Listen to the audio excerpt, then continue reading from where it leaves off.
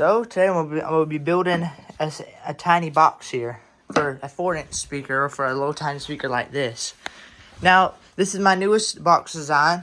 The width of it's 9 inches, the length of it's 8 inches. Now, the regular box design is measurements are a little weird. Like for the length, it's 11 and 3/4. And then the width is normal, 14 foot. But yeah, this is the regular box side, the regular speaker, the 8-inch speaker box design, box build. And this is my newest one, which is the small one. It has more regular measurements for the length. We got all the pieces here. We're going to be putting it together today. And if anybody wants to use this design or the box, build a box like this, you are free to do so. So I'll give you like a still shot so y'all can screenshot that. That's a regular speaker box for 8-inch. Then for a little tiny speaker like a JBL, a little tiny 4-inch JBL. There we go. And then I'm using this type of wood right here, this thin wood. I call it baseboard wood because I think that's what it is. It's simple. And so yeah, we're going to be building it today. So yeah, let's get to the video. Now for cutting, for cutting the box, I don't know what type of saw this is called. Yes, I know I'm good with tools, but I just really don't know what this type of saw is specifically called. But I use this saw right here.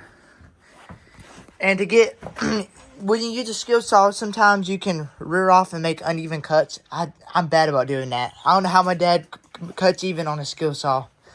But he struggled with it too, so guess I shouldn't be so hard on myself. But this thing is amazing because if you put it against right there, you can make an even straight cut, and you can cut wood fast. That's what I use. I didn't show me using it because I didn't know if YouTube will have a fit about that. Mine are using power tools. Ow, that hurt really bad. So yeah, I don't know if YouTube would have a fit about that because they're weird. But we're gonna get some screws that we need, and we're gonna be building the box. So yeah. I will make a video on doing a regular speaker box, but I figured I'd do a small one since I want to build the small one today. I'll probably build the regular maybe tomorrow. But yeah, you can use for the regular one. I'm using these tiny clamps because it's a small box. It's a 8x9. So yeah, yeah. Also, I need a drill, which my drill's in my room.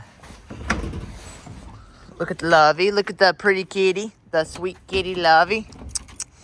You're getting big, Lovey. You're just like your mama. Come on, Lovey. There's Tux eating grass oh no, that's Precious eating grass and being retarded.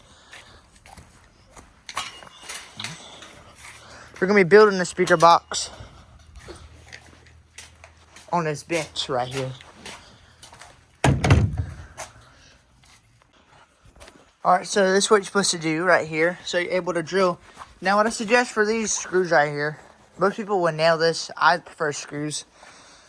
For these screws, you're supposed to directly drill into the screw for these screws. Like, you don't have to drill a pre-hole, but this is very thin wood and you can crack it and splinter it. I've done that before for my original box build.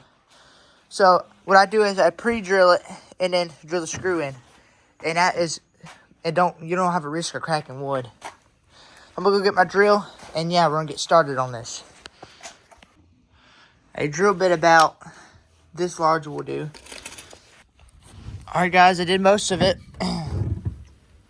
I use the clamps to hold it down, and then when I clip it down on one side, I'm able to hold it to where I can screw it. Now, did make a little bit mistake, and when you're drilling, it kind of got off, but that won't affect putting plywood on it. And this is my first small box build, so it's not going to be perfect. I'll make another small box in the future, but this is just the first small box build. And I want to, after designing it, I want it to get it really in view. And it's guys, I have got the box built. Yes, I splintered it. Wait, where did I splinter? Yeah, right there. And yeah. And that's because when you have a drill set on this, that you can, if you do go too crazy with it, you can drive it in too much and splinter thin wood. And also, yeah, that's a little crappy for me to even do that, but it's fine. It works. And yeah, you can see, guys, it is an awesome box. Yeah, there's some. I may have to fix that. That looks, it's my prototype box. I will make a better one in the future, but this is just using leftover wood, so I'm not wasting wood. This is leftover wood, so I'm not wasting wood. But yeah, that's also why I make the width pieces just one big piece of wood right here. So if I do screw up on lining it together, it won't affect the way the box sits. So yeah,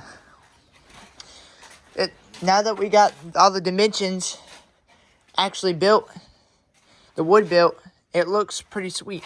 I could have done a 9x9. That would have made more sense. That's a cube. But I decided to do 8x9. Or, yeah, because, you know, I just think it would look, it's a little cool looking when it's a little bit taller. When the length is a little taller. Pretty cool, guys. This is for little 4-inch speakers, like a JBL ceiling speaker. Like, they make a 4-inch JBL speaker. Speakers like that. And so I decided to design that box. So if one of y'all wants to use my box designed for a little speaker, y'all can. And also, I showed y'all the box, the regular box dimensions for a regular 8-inch speaker. You can also use those using this wood too.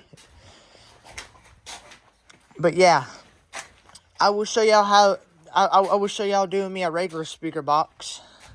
You know, the regular ones, the OG, as I call it. Because that's the first speaker box design I made. So yeah, it's simple, and I'm not that good with woodworking, and this is really simple to do. And it's not an aggravating process. So yeah, thank you for watching today's video. Like, subscribe, and peace.